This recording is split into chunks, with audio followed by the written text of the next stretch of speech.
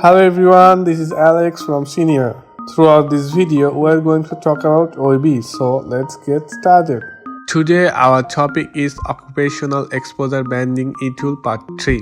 However, it cannot be banned in Tier 1 if a chemical substance has not been estimated in the GHS system. Also, chemical substances that have been estimated by GHS but haven't been assigned any 300 position H. Canons cannot be banned in Tier 1. These chemical substances bear a Type 2 evaluation for banned assignment.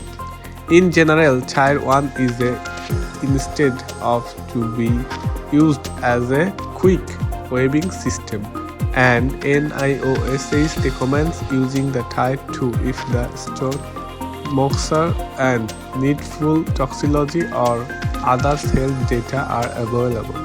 Tier 1 would probably be the most useful when bring a large number of chemical substances and deciding which bond should be for elimination negotiation for further evolution.